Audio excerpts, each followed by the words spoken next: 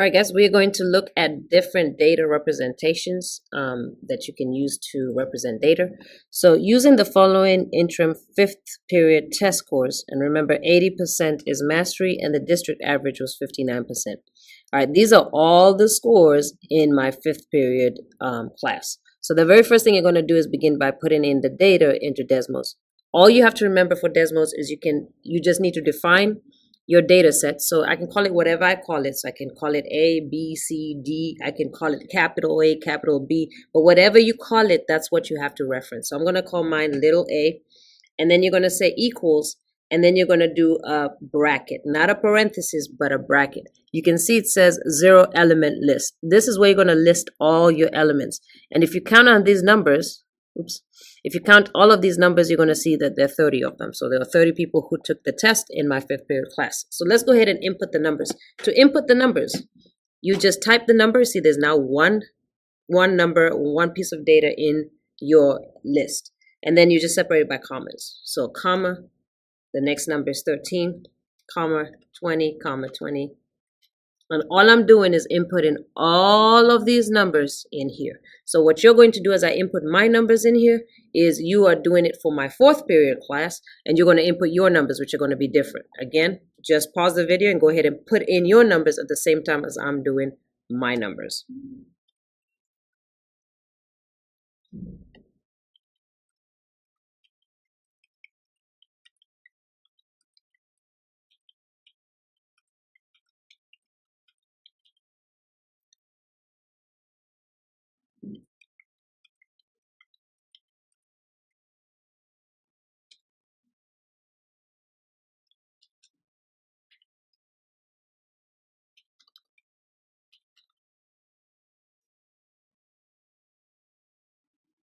All right, so I've on purpose made a mistake because I just said that there were 30 numbers and I've got 31. So 1, 2, 3, 4, 5, 6, 7, 8, 9, 10, 11, 12, 13, 14, 15, 16, 17, 18, 19, 20, 21, 22, 23, 24, 25, 26, 27, 28, 29, 30, 31. Okay, so sorry, it is 31 numbers. So again, please make sure that you count how many are supposed to be in your data, because if this is off, all your answers are off. Double check your numbers to make sure you didn't put like 200, 500, 400 or anything like that, because this is the main thing right here. You put it in wrong, every answer is wrong from here on out. Okay, so now that you have your data set in, so you've done your fourth period class. For me, I'm doing fifth period, so please do not copy the same numbers. You're copying your data set in. All right, we're going to use this to do the different representations. So we're going to start with the box and whisker plot. This is a way to show the range of data among the quartiles, and I'll explain all of that, what that means in a second. It is made up of 5 things: the minimum, quartile 1, the median, which is the middle number, quartile 3, the maximum number. Okay, so it's made out of 3 things, and you make a box and whisker plot. So I need to find what those 5 things are. To find those 5 things, you're going to click that. You're going to click that. Then you're going to click functions. So click keyboard, functions, scroll down to statistics, because this is what this is, and you're going to click stats on a new line. So let me delete that, repeat that process. So again, you're going to click keyboard, functions, scroll down to statistics, and you want to tell you all the statistics that it possibly can. Now the calculator is asking the stats of what? It requires a list. For example, try typing stats blah blah blah. So there is a list right here. What is this list called? It's called little a. What happens if I call it capital A? Nothing. What happens if I call it as B? Nothing. I have to use exactly what it says, which is A. And as soon as you see, as you type that in, you can see all the 5 things appear. So go ahead and now click keypad, function, stats, and whatever you decided to call it, whether that was little a, big A, or whatever. All right, go ahead and write those numbers in. So for me, my minimum number, which means my smallest number, is 0. My lower quartile is 40.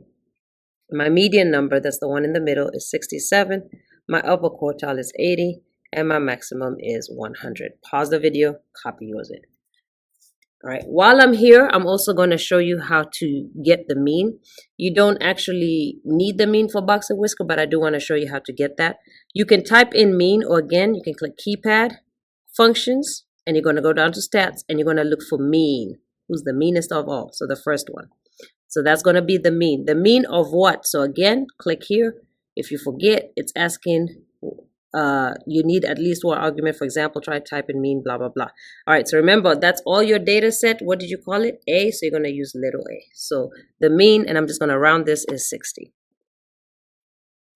So on your paper somewhere over here, let's put some notes. Click keyboard, then function stats. Okay, that way you know exactly how you got here. All right, so that's what it is. We can also click a few other things. As a matter of fact, I don't think I put it in here, but I'm going to add it on here.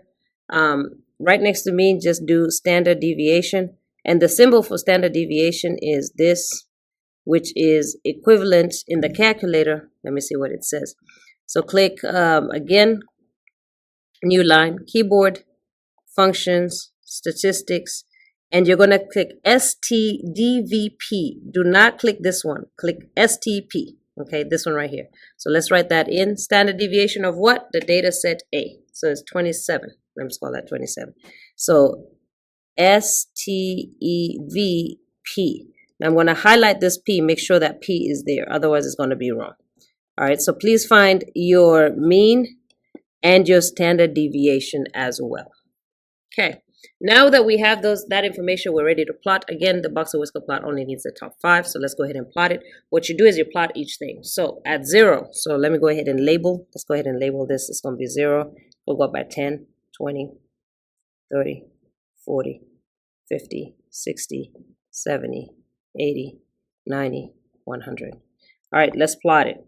So we'll plot 0. You're going to put a line. Then you're going to go to 40. You're going to put a line. You're going to go to 67. Now, do your best guess. Halfway is 65, so just a little bit past half. You're going to put a line.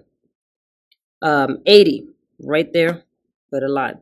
So if it doesn't fall quite on it, you can guess it. 100, put it right here. You can estimate it, rather. All right, once you draw your line, in the middle 3 lines, so the middle 3 lines right here, you're going to make a box, and this is where the name comes from. This is a box and whisker plot. So in the middle 3 lines, make a box, then join from the box to the outer lines. Okay, from the box to the outer lines. You have just created a box and whisker plot. Now, more important than creating the box and whisker plot is understanding what this tells you. So let's go ahead and talk about how the split of these 5 things are. Think of it as $1. Each section is part of $1. So this is 1 section, 2 sections, 3 sections, 4 sections. So think of that real quick. If I break my dollar into 4 sections, what do I have? What change do I have? I have quarters. And that's what this means. Each section is worth 25%. Right? Each of these sections is worth 25%. This is how you read the box and whisker plot. So 25% plus 25% is 50, plus 25% is 75, plus 25% is 100. So this is 100% of the data, and it's broken into quarters. Okay, so the box and whisker plot. All right, so if I wanted to find, say, like, let me ask just a random question. What percentage of kids scored under 80? What percentage of kids scored under 80? So basically, anyone who scored under here, count them. How many sections do you have? The 25%, another 25%, that's 50, another 25%. So for me, my 5th period class, all right, 75% scored under 80, which means how many kids achieved mastery? Only 25%. That's how you read this. Okay, so 25% of kids achieve mastery, because remember, 80 is mastery. All right, so let's also find a couple of extra things. There's range.